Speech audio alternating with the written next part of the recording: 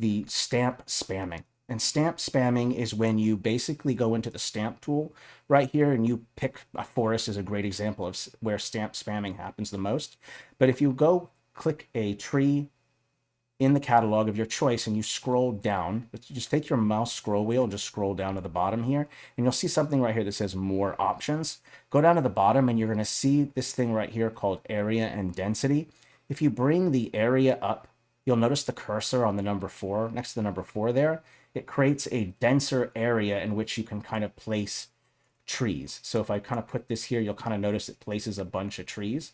So that's very, very, very helpful. But there comes a problem with tree spamming when you do it. Like if you're making trees or even mountains or whatever you're spamming, is it creates a kind of monotonous look where everything is very repetitive.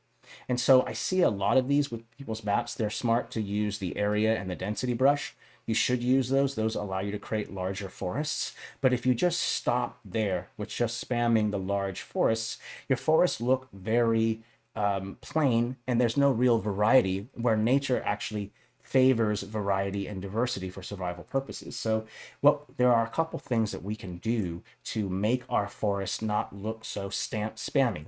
And the way that I go about doing that, hey, first time chatter, by the way, the way that I go about avoiding stamp spamming is if you already have a map open and you have the spam, that's okay.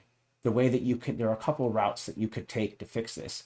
One, you could just select one tree, go to the hamburger menu here, and just go select all stamps like this. And that means the one that you've selected, that particular stamp in the set.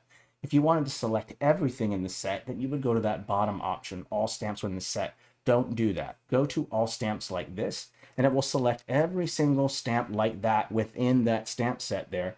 And what I can do is I can change some settings to make it look like there's some variety. For instance, I can bring the brightness down. This already creates a little bit of variety with my trees. Or I can do the opposite.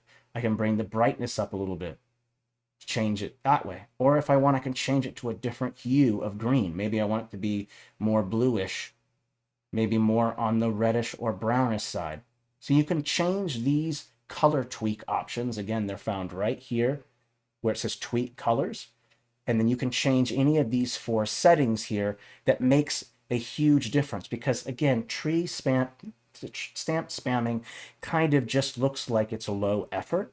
And it's understandable if that's your first step, it's your first time, that's okay. But if you've got more experience with the tool, you should step above stamp spamming and try to change some diversity with your stamps. Now, there are other options too. While you have all of those selected, if you go to your select option, there's this thing called replace asset. If I just click that and then go into the catalog, I can replace it with a stamp of my choice.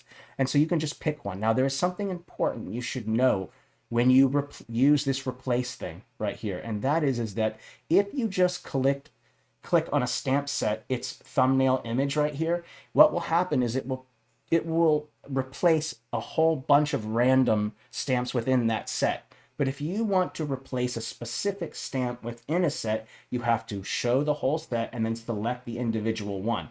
Otherwise, it's going to do it randomly. So let me just pick a random one right here, common green tree, and you'll notice that it immediately replaces those stamps with that different tree. And that's also very helpful. Tree diversity is helpful. You don't have to change the settings of a bunch of stamps. You could just select a bunch and then replace them with a different type of tree, or you can do the other way, right? Which is to change the settings. That is up to you on how you want to go about doing it, okay? So I find this very, very helpful.